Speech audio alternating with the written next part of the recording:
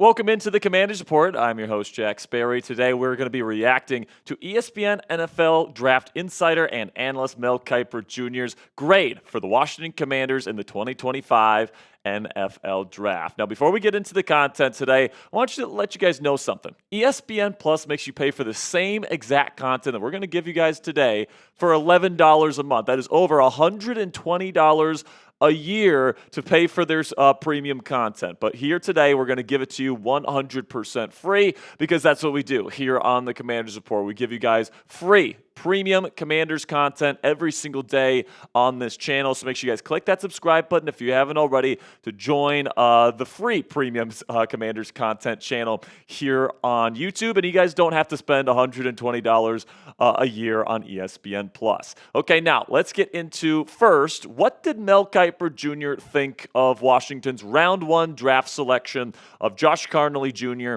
offensive tackle out of Oregon? This is what Mel had to say. I like the selection of Josh Conerly Jr. at number 29. He played left tackle at Oregon, but I see his immediate future at guard or right tackle. He has the traits to play on the left side, though Tunsil will have that spot locked down for the next few years. Now, the thing that I really like about the Conerly selection, guys, is that it upgrades the offensive line in more than one way. And not only do you get better at right tackle, of course, with Conerly being one of the best pure pass-protecting offensive tackles in this class, but you also have the opportunity to move Brandon Coleman, who was a relatively high draft pick for this team last year, and move him to, I think, his most natural spot, especially as an NFL player at left guard, which is an upgrade, in my opinion, over Nick Allegretti, who was this team's starter at left guard last season. Now, when Sam Cosmi eventually gets back at right guard, when he comes back from that ACL injury that he suffered at the end of last season, this is a pretty decent offensive line that the Commanders can definitely work with moving forward. That is, if they can stay healthy. And I think that Conerly, because you're upgrading now multiple spots on your offensive line because of this move, I think it's an awesome, awesome selection by GM Adam Peters. I know a lot of people wanted to go Donovan Ezeraku or Mike Green because those two guys were kind of high-end edge prospects and they wanted to get a top-tier edge rusher prospect. But at the end of the day here, guys, I think the number one priority for Washington is to protect their future of the franchise and Jaden Daniels, and to give him every opportunity to potentially win an MVP trophy and a Super Bowl within the next few seasons, and giving him the proper protection is going to allow him to do that. So I like this selection for the Washington Commanders. What say you guys? Grade Adam Peters' offseason so far. How do you think the Commanders have done in the offseason so far this year? Give them an A, a B, a C, a D, or an F for today's pinned comment. YouTube's going to throw you an ad break here in just a couple of seconds, and when that happens, take a second of your time here to give me an A, a B, a C, a D, or an F. So now let's move on to the mid-round selections that the Washington Commanders made, and Mel Kiper Jr.'s thoughts specifically on Ole Miss cornerback Trey Amos and Virginia Tech wide receiver Jalen Lane. On Amos, he said GM Adam Peters got Trey Amos with his lone day 2 pick, nearly 20 spots lower than where he was in my rankings, number 43. Amos will fill a big hole for this defense. And when it comes to Jalen Lane, this is what Kiper had to say. Jalen Lane is an intriguing day 3 wideout at 5'10". He looks like a running back, and he took some snaps from the backfield in college. If Cliff Kingsbury can figure out how to get the ball in his hands, he has some juice after the catch. He's also the best punt returner in this class. Now, it kind of sounds like Mel Kiper Jr. likes the Washington Commanders class, right? So that kind of makes you think that this sounds like an A grade, right? Well, nope, he gave him a B+. So coming up here on the Commanders Report, I'm going to be breaking down Mel's reason for why he dinged the Washington Commanders draft class for this year. But before we get into the reason why Mel was a little bit lower on the Commanders draft class than maybe some other people out there are, let's have a word from our sponsor here at Fanatics. And guys, if you don't have a Jaden Daniels jersey in your closet already, what are we doing here? We all know he's going to be a Commander for life. He is going to be the franchise quarterback here in the nation's capital for a very, very long time. And if you guys want to help out the channel today and get yourself finally that Jaden Daniels jersey in your collection, you can go chatsports.com/Daniels. That link is in the comments and description of today's show. And if you click that link and you make a purchase, Fanatics sends us part of the proceeds to help us pay rent, help us, keep the lights on, help us buy new equipment, help us improve our graphics, all that stuff that helps us out here at Chat Sports. If you were planning on getting a Jaden Daniels jersey this offseason, now is the time to do so. And you can also help out the channel today by going to chatsports.com/Daniels. So I greatly appreciate all of your guys' support. So Kiper's X factor for why he kind of avoided giving the Commanders an A grade for the NFL draft this year, and why he gave them a B+ is because they were not able to draft an edge rusher, which he felt was an absolute necessity for this class. This is what Mel had to say. I like what Peters did with his first 3 selections, but this is not quite an A because it's a small class and because he didn't address the hole at edge. Still, this is a team that should again challenge for the NFC East crown.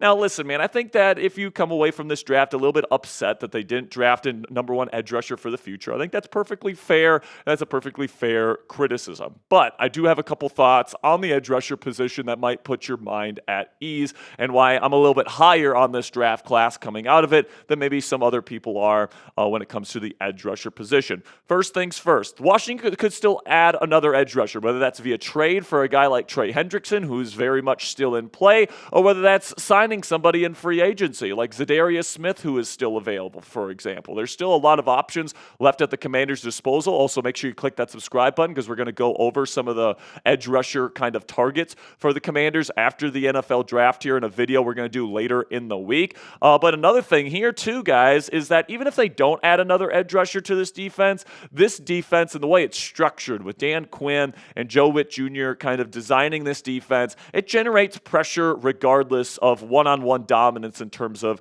pass rushers, okay? And the way that they do that is they implement a lot of stunts and games and loops and twists and all these different things that allow free rushers without having guys out there that are elite one-on-one dominant pass rush winners, all right? So you can have a guy like Dietrich Wise or a guy like Dorrance Armstrong or a guy like Cleveland Ferrell out there as a starting edge rusher, and you can do a stunt with guys like Jerzon Newton, Daron Payne, Javon Kinlaw. These are why these guys have been additions for this new regime. Jerzon Newton was a second-round pick last year. Javon Kinlaw was pretty much their top priority in free agency. And then, of course, you got really good blitzers at the off-ball linebacker positions in Frankie Louvu and Bobby Wagner, and those guys are very, very critical pieces to this Commanders pass rush. So I think a lot of people just look at this group on paper and say, this is not good enough because you don't have enough guys that are dominant in terms of beating tackles one-on-one. But you have to realize that the way this defense is structured,